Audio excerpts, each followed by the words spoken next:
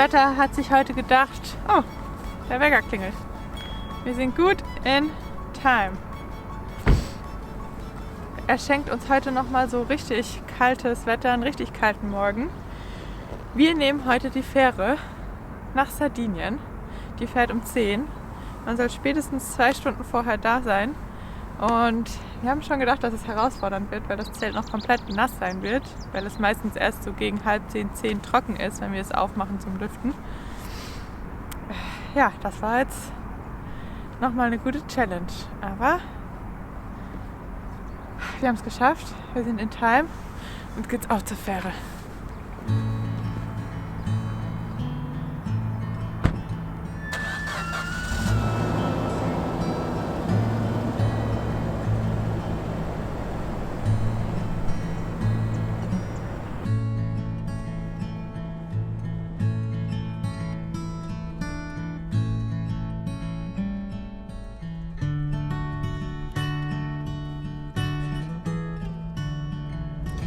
Ich kann die Fähre schon sehen. Wir hatten einen Stellplatz ziemlich nah am Fähranleger, an so einem kleinen, wie nennt man das, Seitenarm, wo auch die ein oder andere Yacht an uns vorbeigeschippert ist.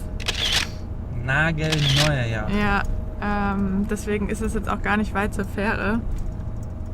Und ich bin ganz ehrlich, wir haben eine Kabine wegen Hund und ich freue mich schon auf La Ducha.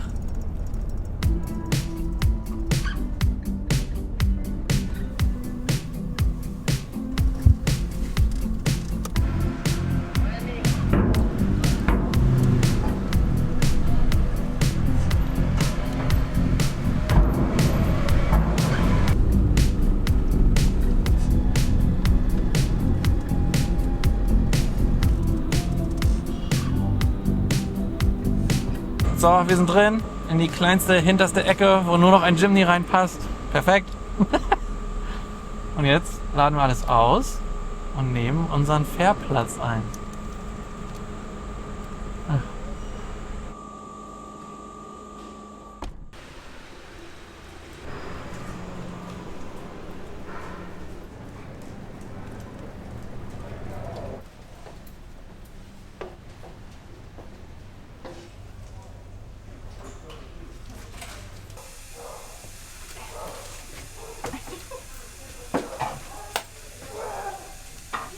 Ist doch ein richtiger Platz-Upgrade zum Jimny und wir haben dicke Matratzen. Was willst du mehr? Klein, aber fein. Ich mache mal eine kleine Roomtour mit euch.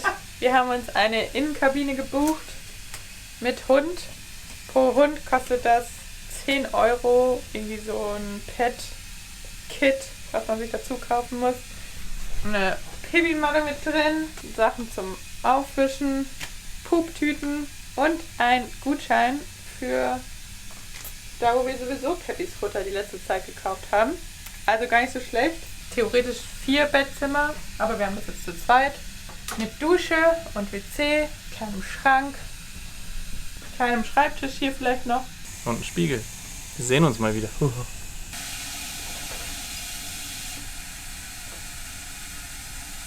Klima. Das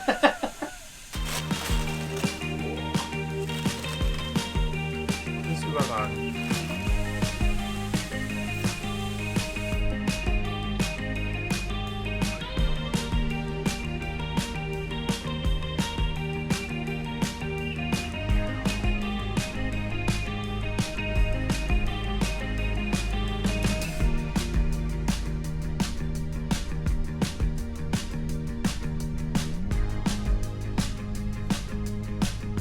So, es wurde gerade durchgesagt, dass eine Sicherheitsübung stattfindet.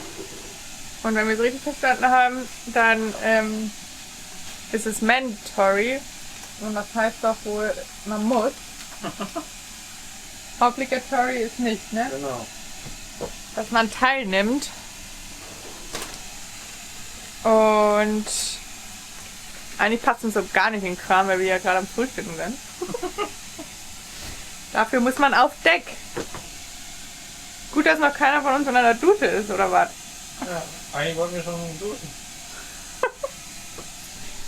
Aber ich glaube, auch für Peppi ist es besser, wenn wir oben sind und es ist dann nicht so laut, weil das soll, glaube ich, auch ganz schön läuten. Ich habe mir da schnell ein Wegebrot gemacht. Und wenn Notfall und Boot untergeht, dann doch mit Prosciutto oder was.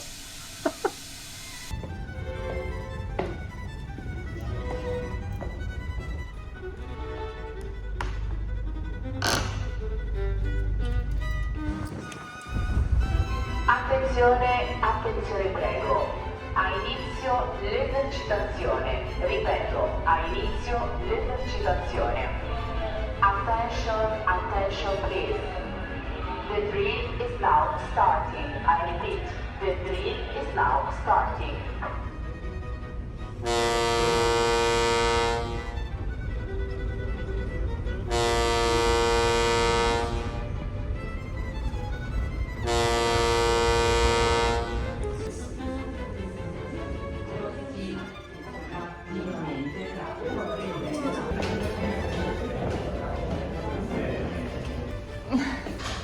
Das waren doch super erste 2 Stunden. Jetzt ging unsere Zimmerkarte oder unsere Kabinenkarte auch nicht mehr. Mussten 3-mal zur Rezeption und das tauschen. Und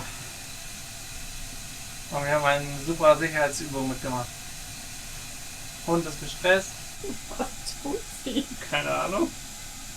Jetzt wissen wir auch, warum so Restaurant und das alles noch nicht auf hat. Ja, Quatsch. Wahrscheinlich macht es jetzt auf. Ja, wir frühstücken mal weiter und duschen hauptsächlich und kommen mal so richtig an. Kabine verlassen müssen.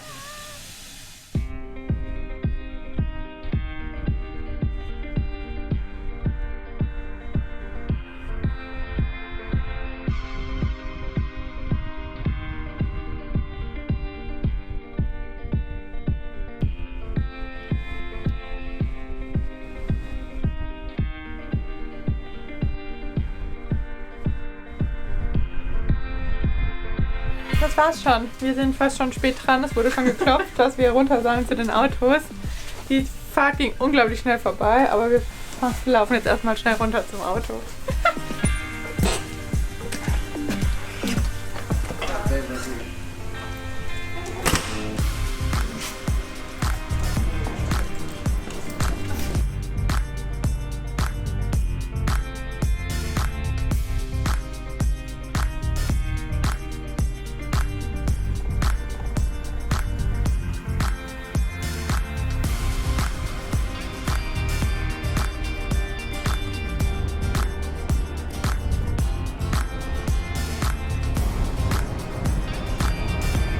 Und weil die Sonne schon am Untergehen ist echt ganz schön hell, fahren wir direkt mal zu einem Spot. Wir sind uns noch nicht so 100% sicher. Wir haben einfach mal spontan einen ausgewählt. Eher im Landesinneren als an der Küste. Einfach um anzukommen, unser Dachzelt aufzumachen. Das ist ja noch komplett nass von heute Morgen, damit wir nicht jetzt noch Ewigkeiten fahren. Das ist lustig, jetzt ist die Sonne genau so, dass man mich gar nicht mehr sieht. Nun denn, gucken, dass wir an den Stellplatz kommen.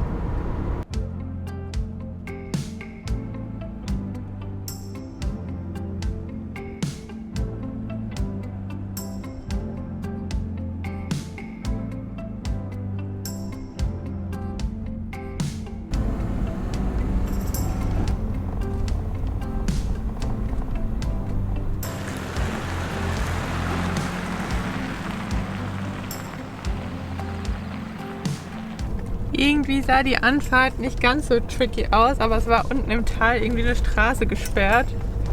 Deswegen sind wir irgendwie anders gefahren. Und jetzt haben wir direkt wieder so eine 4x4 Strecke. Aber dafür haben wir ihn doch. Dafür haben wir ja das Auto.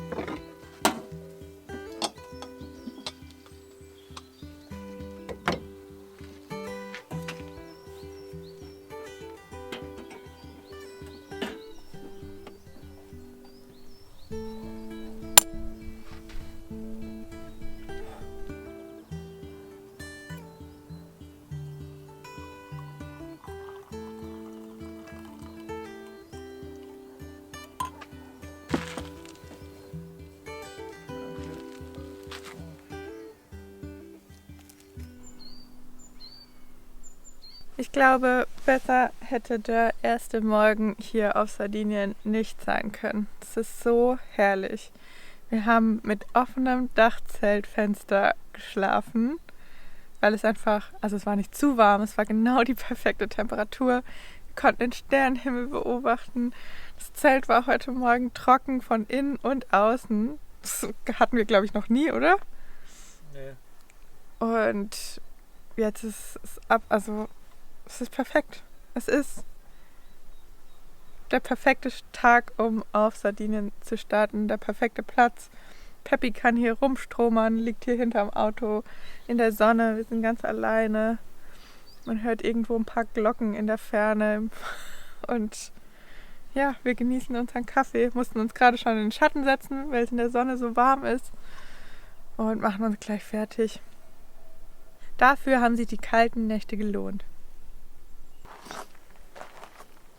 Frühstück, Brunch. Keep your plate colorful und so.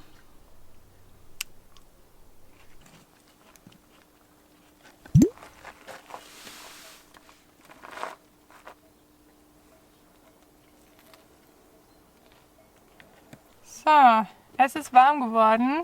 Wir haben uns in unsere kurzen Outfits geworfen, sprich T-Shirt und kurze Hose. Und Sonnencreme dürfen wir jetzt auch nicht vergessen bei dem Wetter, wir Weißbrote. Und dann dachten wir uns, wir versuchen uns mal hier ein bisschen zu bewegen. Zum Elephant Hill. Rock.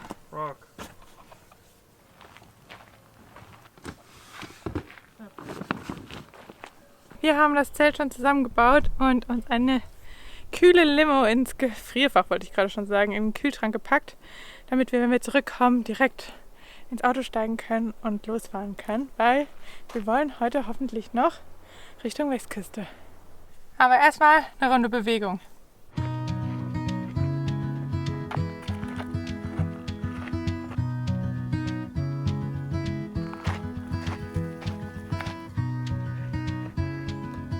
Es ist einfach so unglaublich schön hier. Die Aussicht ist gigantisch und der Weg mit diesen Steinformationen, den Riesensteinen.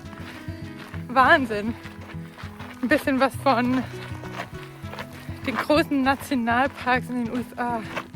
Verrückt, oder?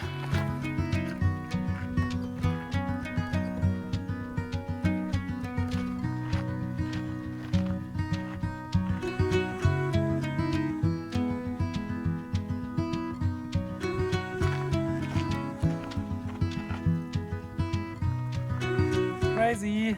Voll die Riesenschildkröte. Ich glaube, wir wären einfach dran vorbeigelaufen, haben sie natürlich gar nicht gesehen, aber unser Spürhund hat da was entdeckt. Dann haben wir eine Schildkröte gesehen.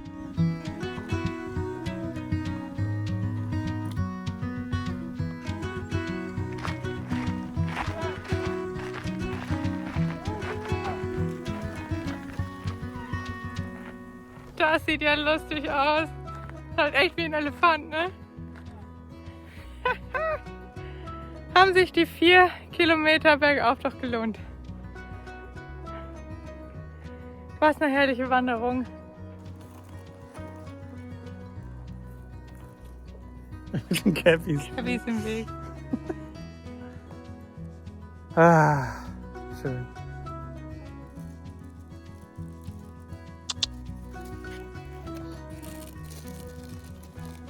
Das ist herrlich. Ein absoluter Traum. Für uns geht es jetzt wieder runter. Auch ein Traum.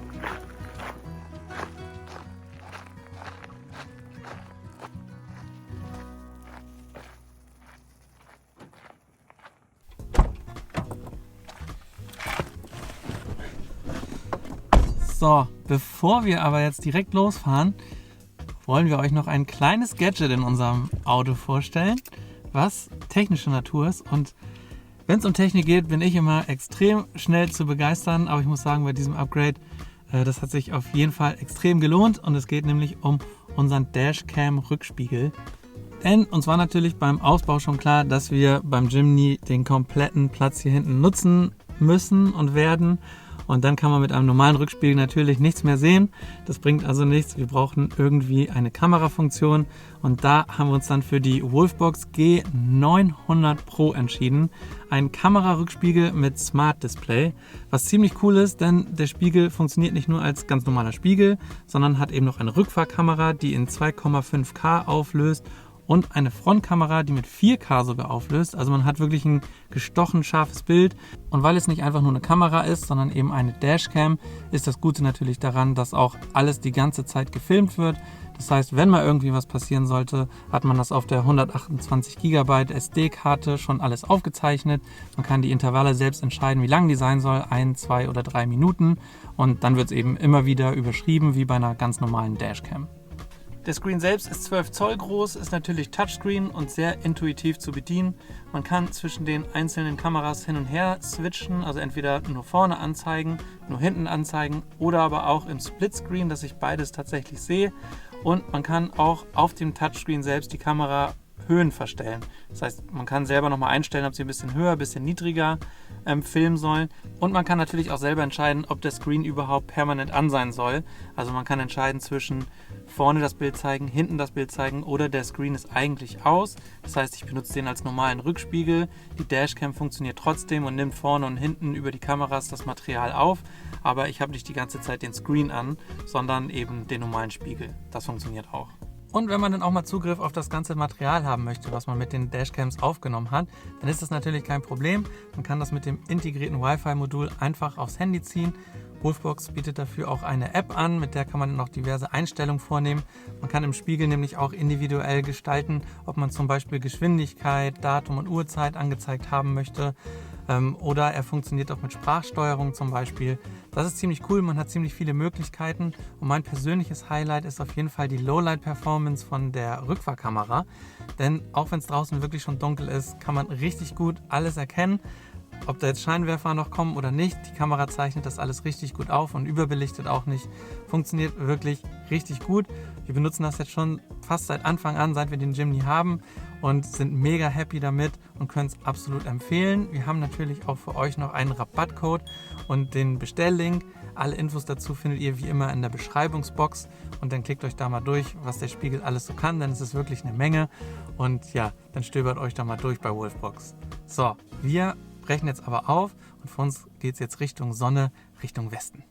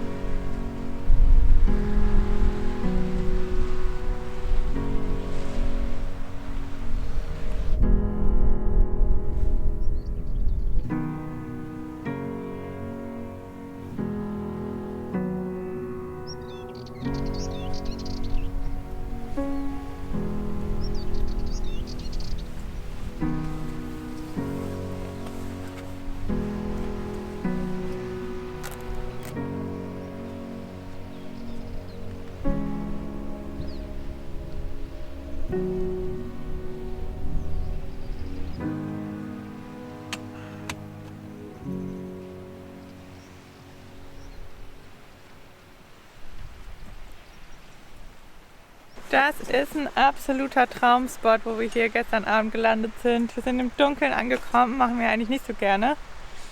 Aber wir stehen hier, ein Träumchen. Hier an der Küste entlang stehen auch echt einige Camper. Es kam schon ein kleiner Caddy vorbei, vollgepackt mit regionalen Produkten. Wir haben ein bisschen Käse gekauft und ein bisschen Honig.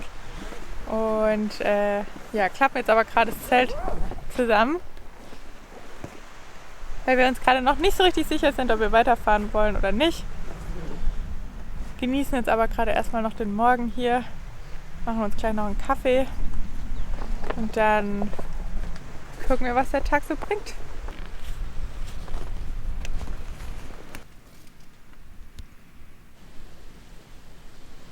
Ungefähr so bis 18, 19 Uhr. Dann ist man dann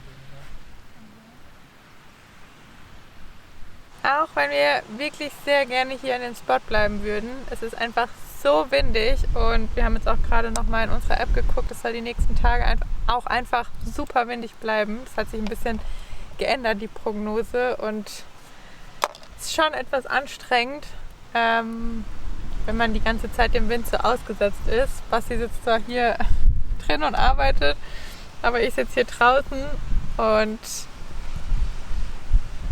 könnte mich zwar auch reinsetzen, aber irgendwie wollen wir das auch nicht so wirklich. Oh, Sand im Auge. Deshalb haben wir uns gerade so gefragt, müssen wir eigentlich hier bleiben? Oh. Ja, anscheinend hämmert auch gerade irgendwas gegen irgendwas. Und wir suchen uns ein neues Plätzchen.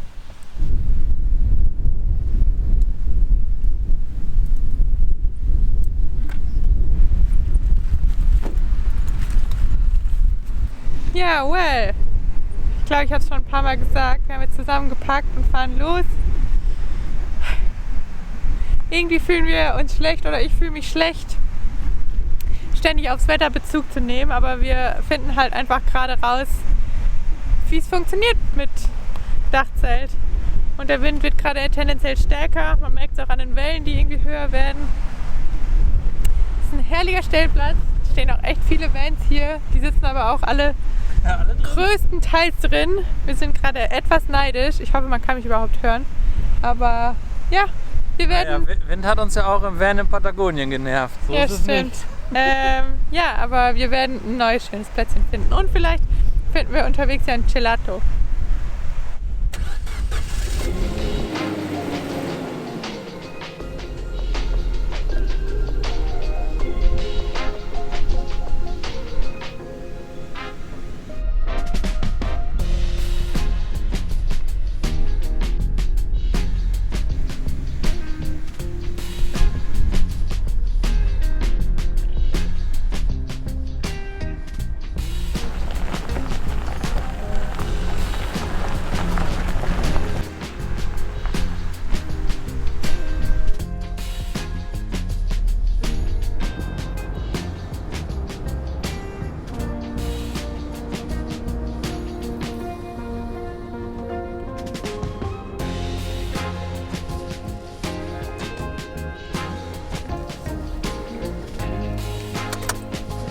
Wenn wir einen Zwischenstopp machen, dann kann es eigentlich nur einen von 3 Gründen geben. Entweder es gibt Pizza oder ein Pistaziencroissant oder das dritte, und deswegen sind wir heute mal wieder hier, Gelato.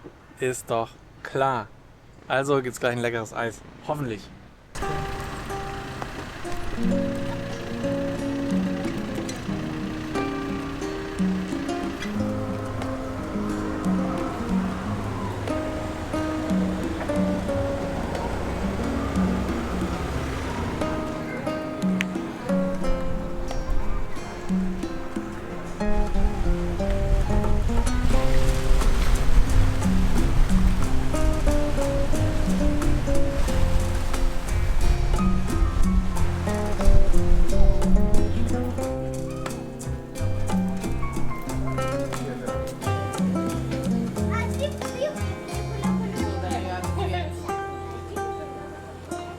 So lecker. Crema Catalan, eigentlich Spanisch und Schokolade. Beides einfach ultra lecker. Mein Eis tropft. Ich habe Crema di Mia Nonna und Pistachio. Waren die stressigsten 5 Minuten meines Lebens. Und das mit einem tropfenden Eis. Überall Hunde von allen Richtungen. Und im Hintergrund hört man die anderen noch heulen. Super viele Kinder, die auf einmal alle zu Peps wollten.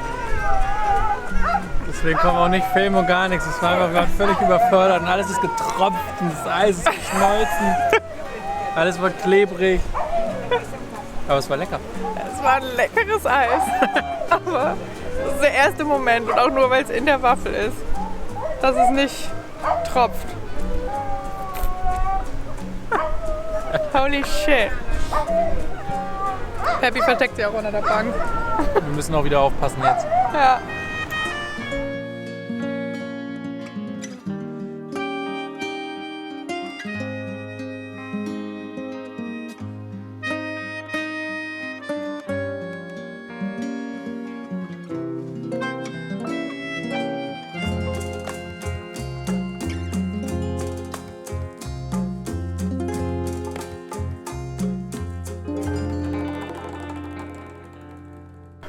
Wir sind mittlerweile auch an der Westküste. Ich glaube, wir hatten es mal erwähnt. Und sind jetzt in dem kleinen Städtchen Alghero. Ich hoffe, ich habe es richtig ausgesprochen. Sehr niedlich, sehr hübsch. Auch wenn das Gelato unglaublich stressig war. Aber kann man gerne einen Abstecher hinmachen. Wir fahren jetzt aber weiter. Für uns war das genug Menschen für 2 Wochen wieder.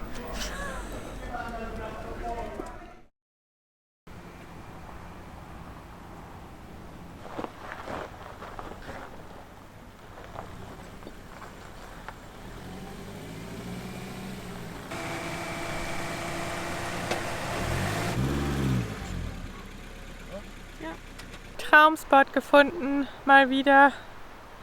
Wir sind immer noch am Meer. Wir dachten, wir probieren es mal aus und gucken, wie es hier aussieht und ob wir uns hier wohlfühlen. Aber ich glaube, für eine Nacht kann man das auf jeden Fall gut machen. Ja, stehen hier jetzt ein bisschen, eine Stunde südlicher von dem letzten Spot. Hier ist nicht so viel Wind und wir haben hier so die Büsche als Schutz und aber trotzdem ein kleines Durchguckloch Richtung Meer. Und dann können wir nachher richtig schön entspannt den Sonnenuntergang gucken.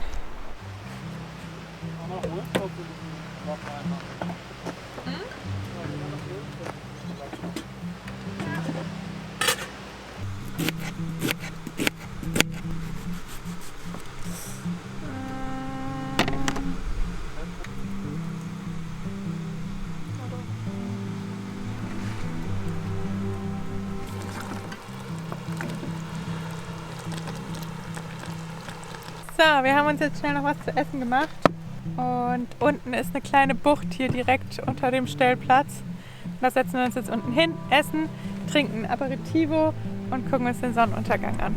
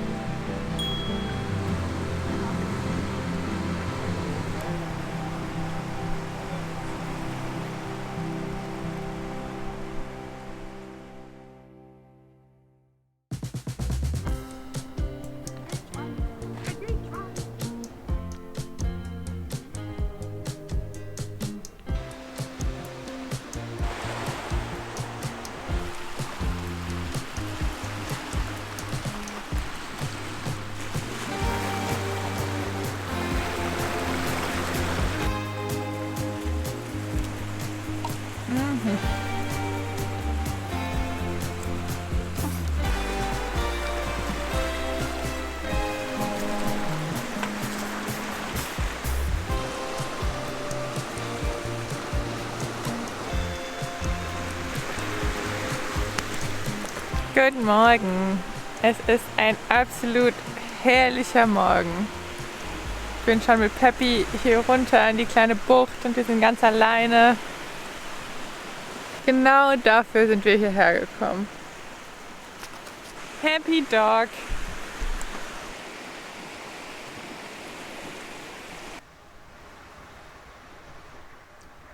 Kaffee und Chai sind schon ready. Schönen guten Morgen. Aber wir haben heute das erste Mal nicht direkt am Abend abgespült.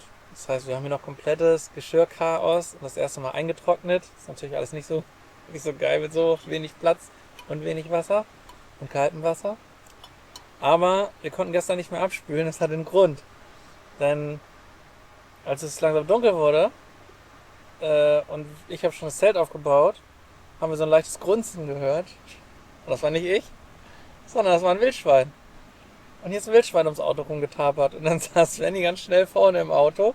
Ich saß oben im Zelt, habe ein bisschen geleuchtet, wo das Wildschwein hin ist und habe hier links und rechts neben unserem Jimny ein bisschen Wurzel gezogen. Wir hatten ein bisschen Angst, aber irgendwie war es auch süß.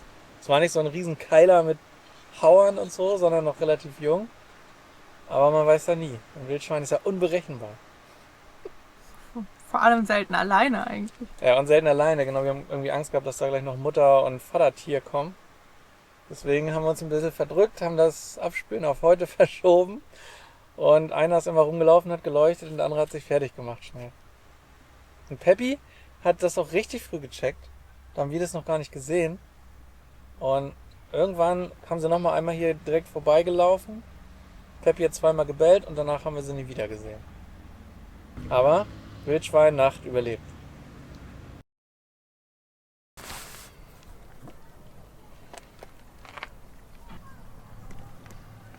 Okay, Leute, wir haben was richtiges Verbotenes gemacht eigentlich.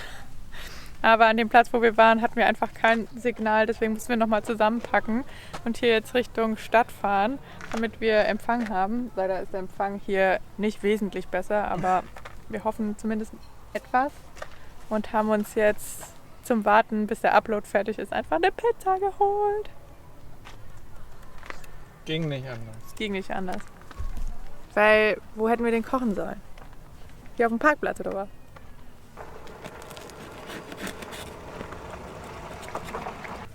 Buon appetito. Danke. Heute ist wieder so geil. Lass uns für immer in Italien bleiben. Busy Street hier.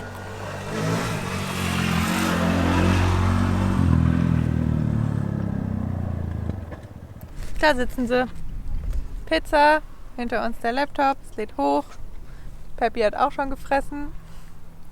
Und jetzt gucken wir dem Angler zu, wie er hoffentlich sein Abendessen rauszieht. Erst haben wir gedacht, schade, dass wir den Sonnenuntergang verpassen. Aber es gab gar keinen so einen richtigen. Einmal bewölkt. Einmal Wolken. Das ist wohl die Vorankündigung der nächsten 3 Tage Regen. Wenn es regnet, können wir draußen gar nicht kochen, dann müssen wir Pizza holen.